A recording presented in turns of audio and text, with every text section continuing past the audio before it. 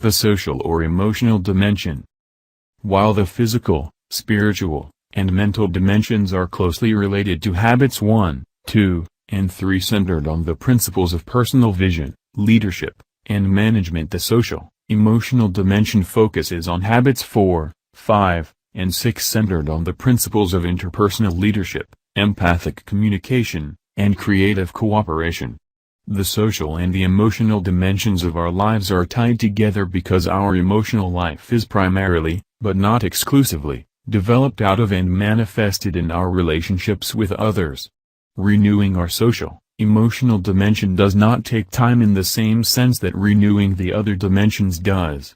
We can do it in our normal everyday interactions with other people. But it definitely requires exercise. We may have to push ourselves because many of us have not achieved the level of private victory and the skills of public victory necessary for habits 4, 5, and 6 to come naturally to us in all our interactions. Suppose that you are a key person in my life.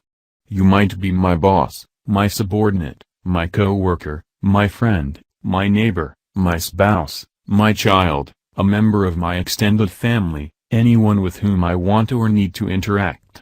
Suppose we need to communicate together, to work together, to discuss a jugular issue, to accomplish a purpose or solve a problem. But we see things differently, we are looking through different glasses. You see the young lady, and I see the old woman. So I practice habit 4. I come to you and I say, I can see that we're approaching this situation differently.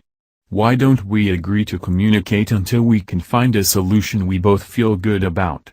Would you be willing to do that? Most people would be willing to say yes to that. Then I move to habit 5. Let me listen to you first. Instead of listening with intent to reply, I listen empathically in order to deeply, thoroughly understand your paradigm. When I can explain your point of view as well as you can, then I focus on communicating my point of view to you so that you can understand it as well. Based on the commitment to search for a solution that we both feel good about and a deep understanding of each other's points of view, we move to habit 6. We work together to produce third alternative solutions to our differences that we both recognize are better than the ones either you or I proposed initially. Success in habits 4, 5, and 6 is not primarily a matter of intellect, it's primarily a matter of emotion. It's highly related to our sense of personal security. If our personal security comes from sources within ourselves, then we have the strength to practice the habits of public victory. If we are emotionally insecure, even though we may be intellectually very advanced, practicing habits 4, 5, and 6 with people who think differently on jugular issues of life can be terribly threatening. Where does intrinsic security come from? It doesn't come from the scripts they've handed us.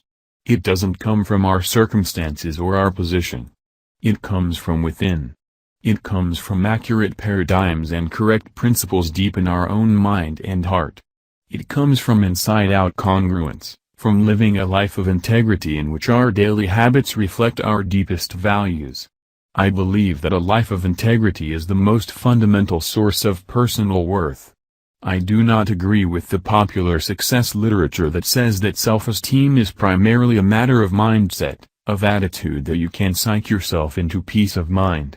Peace of mind comes when your life is in harmony with true principles and values and in no other way. There is also the intrinsic security that comes as a result of effective interdependent living.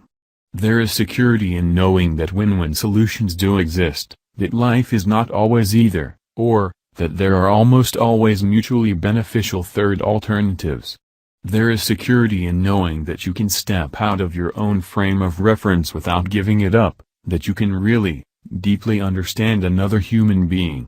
There is security that comes when you authentically, creatively, and cooperatively interact with other people and really experience these interdependent habits. There is intrinsic security that comes from service, from helping other people in a meaningful way. One important source is your work, when you see yourself in a contributive and creative mode, really making a difference. Another source is anonymous service. No one knows it and no one necessarily ever will. And that's not the concern is blessing the lives of other people. Influence, not recognition, becomes the motive. Viktor Frankl focused on the need for meaning and purpose in our lives, something that transcends our own lives and taps the best energies within us. The late Dr. Hans Selye, in his monumental research on stress, basically says that a long, healthy, and happy life is the result of making contributions, of having meaningful projects that are personally exciting and contribute to and bless the lives of others. His ethic was earn thy neighbor's love. This is the true joy in life, that being used for a purpose recognized by yourself as a mighty one. That being a force of nature, instead of a feverish, selfish little clod of ailments and grievances complaining that the world will not devote itself to making you happy. I am of the opinion that my life belongs to the whole community, and as long as I live it is my privilege to do for it whatever I can. I want to be thoroughly used up when I die. For the harder I work the more I live. I rejoice in life for its own sake. Life is no brief candle to me. It's a sort of splendid torch which I've got to hold up for the moment, and I want to make it burn as brightly as possible before handing it on to future generations. Anil Dantaner has said, "Service is the rent we pay for the privilege of living on this earth." And there are so many ways to serve. Whether or not we belong to a church or service organization or have a job that provides meaningful service opportunities, not a day goes by that we can't at least serve one other human being by making deposits of unconditional love.